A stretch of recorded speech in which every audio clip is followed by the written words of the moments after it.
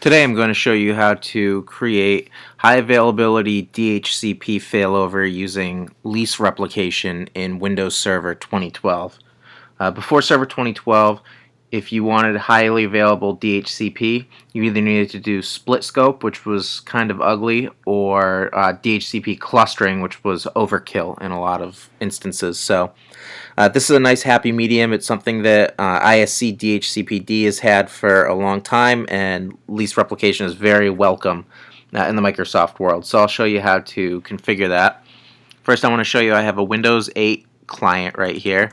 So if I do ipconfig, you can see that I have a 169.254 self-assigned IP address. Obviously, I don't have any DHCP active right now, so we'll hop over to the management server.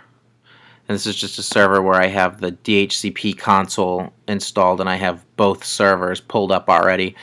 You could do these steps just as easily right from the DHCP server yourself, but central management's one of the core tenets for Server 2012, so that's how I'm going to do a lot of these videos from here on out, is from centralized consoles wherever possible. So I already have two DHCP servers.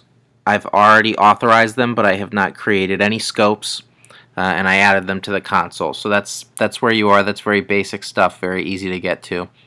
And so for here, what we'll do is we'll go to IPv4, and we want to make a new scope.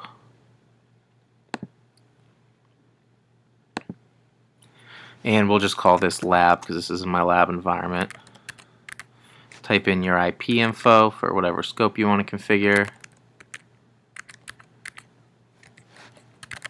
I'm only going to do 10 addresses. In production you'll probably have more, but I don't need it. I don't need any exclusions. I don't need any delays.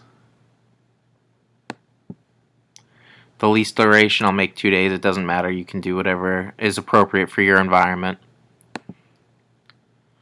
And I'll just configure the standard options. I'll configure my gateway.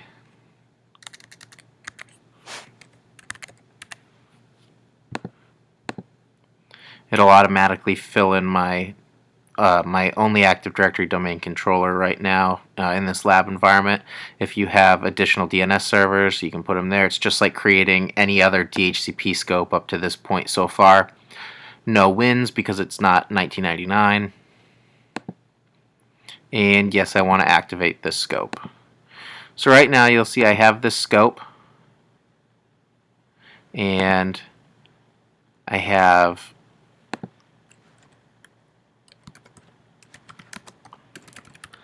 I will have an IP address very shortly on this computer.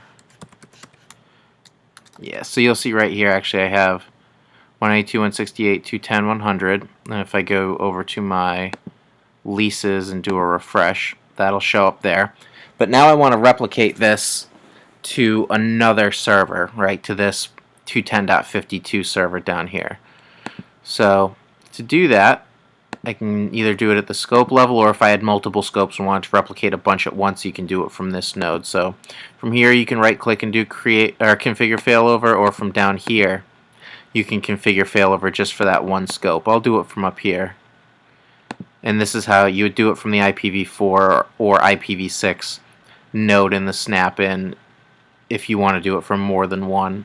So we'll run through that. This just takes a second to pop up because it's connecting to the remote computer. So just give it 1 second here. And you'll see it shows available scopes, and I can do a select all here. So if I had 50 or 100 scopes or whatever, this was some deployment that was already out there. It's very easy to make everything highly available. So I'll select this partner server. For failover, you might have to type yours in there if you don't have a previously existing relationship. Alright, so I need to create a failover relationship with the partner, and I'll just call this HQ replication. You can leave all these defaults in place if you don't have a need to tweak them. No need to. Load balance mode versus hot standby mode. Hot standby mode will mean that pretty much all of it, the only time that the second server will give an address in hot standby mode as if the first server is offline. So, in most cases, load balance mode is fine unless you have a reason for hot standby mode. In this case, it'll be 50-50 roughly. And we'll do enable message authentication. This just basically is for the lease replication so that anybody without this secret can't join this replication group. That's, security feature so that you can't put bogus leases into the lease table. So in reality, you'll want this shared secret to be much longer. This is just for a demo.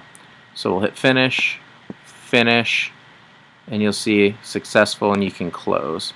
And now if we go down to here and do a refresh, and this just takes a minute to come up,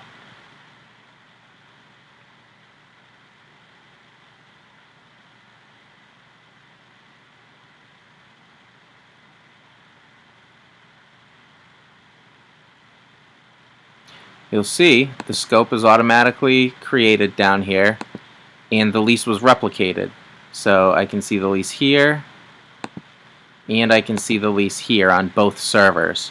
So that's where this is different from before. You either had to do Windows failover cluster, or you had to do split scope where the leases weren't replicated. In this case, the address pool, you'll notice the 100 to 110 is the same on both servers. You no longer have to split scope, and the leases themselves are replicated, so there's no chance that you'll accidentally have conflicting IP addresses because the scope is configured across, the same scope, I should say, is configured across two servers. So it should be pretty obvious that highly available DHCP got a big upgrade in Server 2012, and it's very easy to configure. So I hope that you guys go out and deploy this everywhere in every environment because it's very low load, very lightweight, and it's